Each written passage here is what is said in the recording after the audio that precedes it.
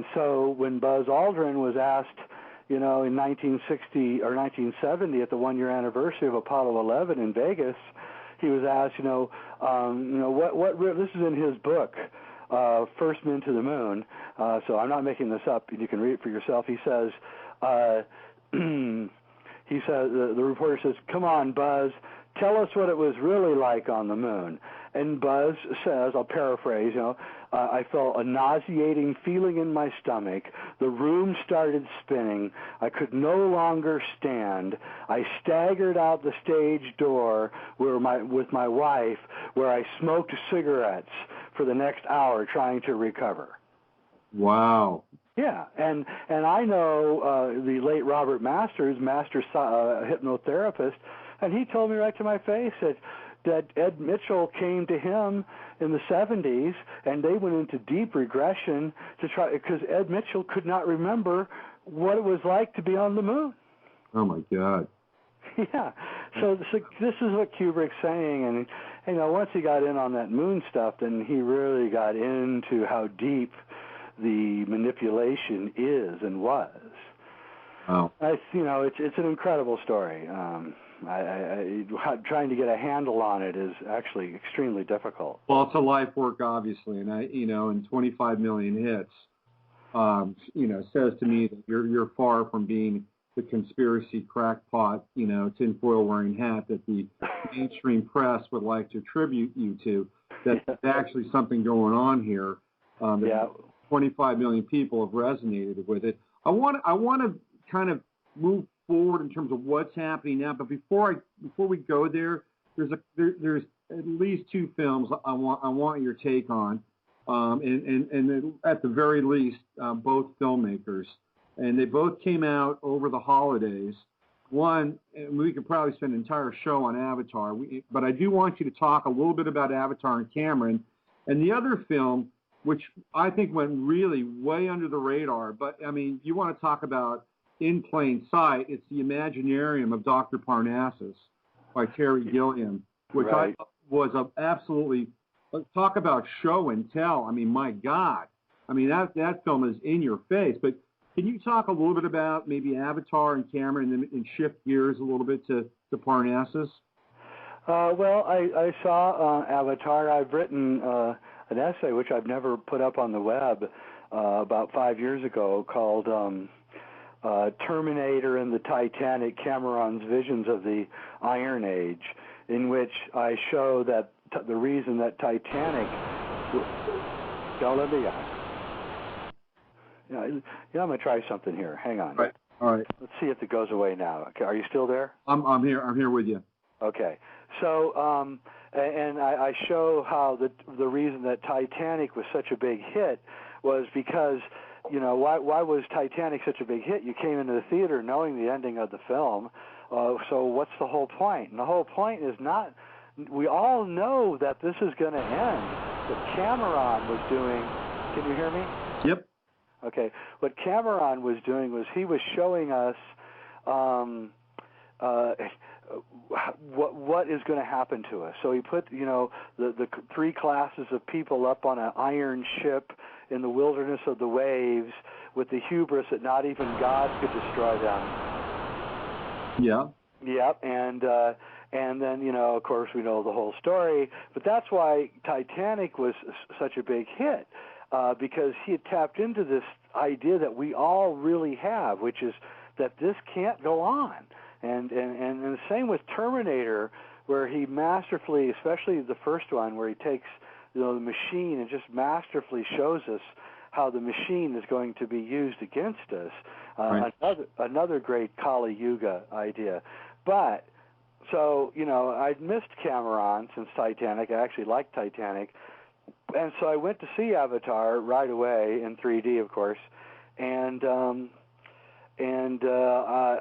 almost afraid to say it because, I have to say that, James Cameron is the greatest living filmmaker, and Avatar is an absolutely incredibly great film, and on every level. And I love the plot. I think the plot is the plot that we all needed to see.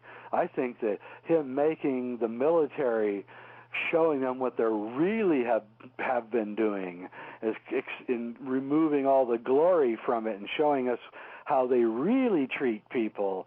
I think that was pretty brave, and I think Hollywood paid him back by not giving him any awards, because Hollywood hates Cameron, which of course makes you love Cameron immediately, and because Cameron, I believe, is the smartest writer in cinema right now, but he is one hell of an engineer and an artist, and I have nothing to say but good things about Avatar, and I saw it maybe on the third day after it came out, and I told my wife as we walked out, I said, that's going to be the biggest hit of all time, and I knew it. I just knew it.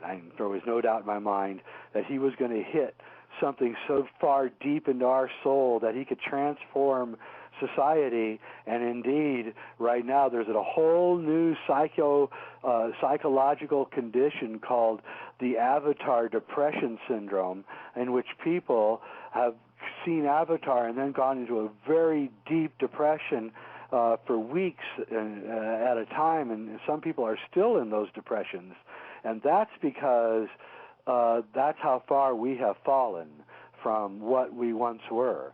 And we know it. In our hearts, we know what we really are, and we know what we've become, and we don't like it, and he knows it. And he has a way of tapping in so deep into the collective psyche and the soul that at this point, James Cameron could end up being the greatest filmmaker that ever lived. And I've never told anyone anywhere except for my wife what I think of Avatar, because the right wing was coming out and attacking it so viciously, and the left wing was like, oh, it's so new age and everything, and I just like, wow, these people just have missed the whole thing. And so that's how I feel about Avatar. I haven't seen Dr. Parnassus, so I can't answer on that. I tell you, you need, if it's out on DVD, grab a copy of it. Of course, it's. Oh, I will. I love Terry Gilliam. Heath Ledger's last film. Yes. And I don't want to give too much away because there are people that are listening that haven't seen the movie, and there are just very even insignificant details that just will blow your mind in that film. Terry Gilliam comes clean in that movie. It's interesting in Avatar, the guy that plays Jake Sully, Sam Worthington, he also plays the first sort of transgenetic soldier in Terminator Revelation. So, really? Wow, there we go. Wow, that's pretty wild. I'll have to check that out. Well, so he plays. So in essence, he becomes, when Schwarzenegger becomes the Terminator, right? In Terminator Revelation, he becomes the first one. In fact, he doesn't even know he's becoming a Terminator. He still thinks he's human. And then you fast forward into Avatar, and now he's the Avatar in Avatar. It's fascinating how he shares these strange parallels in these two separate films. Of course, Terminator being one of the children of Cameron, even though I don't believe he was involved in that movie, if I'm not mistaken. Although he might have been. I don't think he was, though. And he probably had, some kind of creative control on making sure the story passed muster. But probably other than that, he didn't have much. But still, he's, Cameron. I just can't say enough about him. I don't know. He's sort of like Kubrick. He doesn't make very many films, and people don't like. Titanic was universally lambasted, and all the critics hated it, but everybody loved it, and I was mystified by the critics and their vitriol pointed towards Titanic. And I actually didn't see Titanic for 4 or 5 months because of the reviews. And then I went to see it, and I was like, whoa, this guy knows how to tap into a collective psyche. And I don't, the vitriol has to be that the critics don't want to believe that there's, that this is a finite place and that we keep going on like we are and it's going to be over. and that's why the Avatar is being attacked, because that's really the end game of machines. Right. They meet planetary intelligence, and they're useless.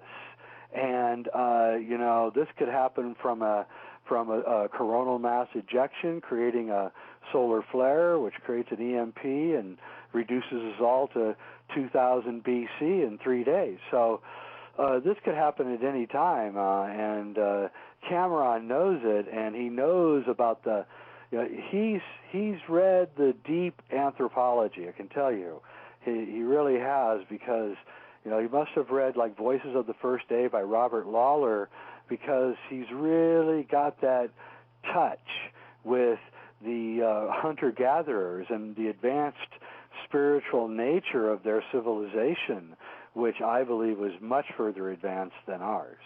Yeah, yeah.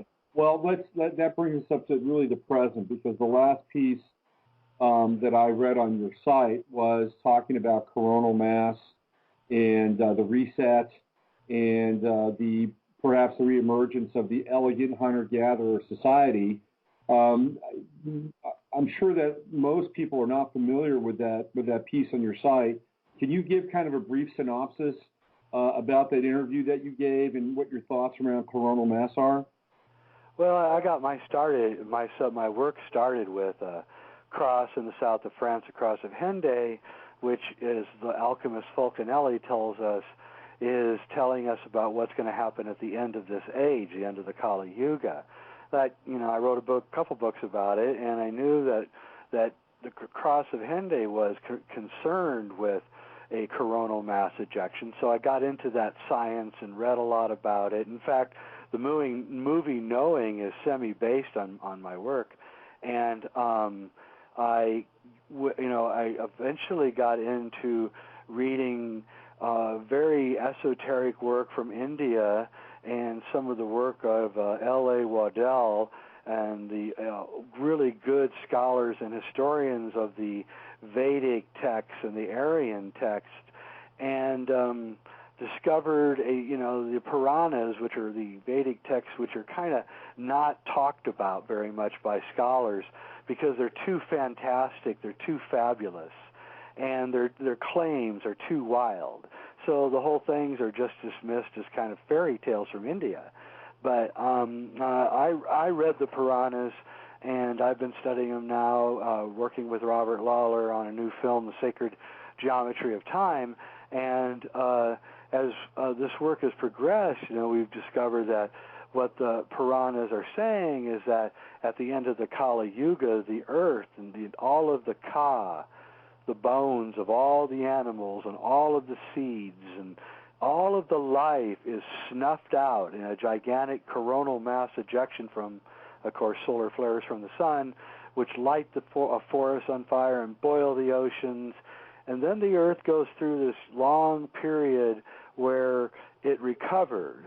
And this all mixes in with the Gnostic myths of the earth being a living entity, Sophia, and that Sophia every so often rolls the dice and creates new life.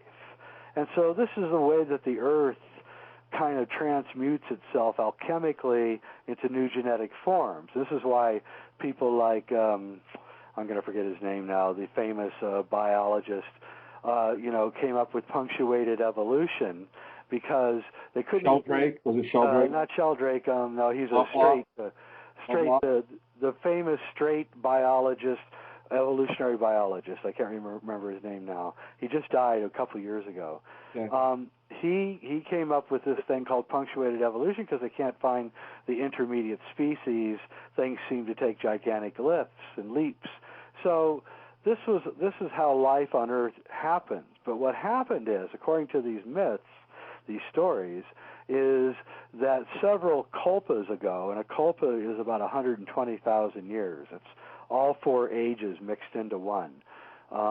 Several kalpas ago, a group of people on Earth decided that they didn't want to die in the coming coronal mass ejections, so they built ships, gigantic arcs, and they went to Mars. And they built underground chambers on Mars, and they hid under them.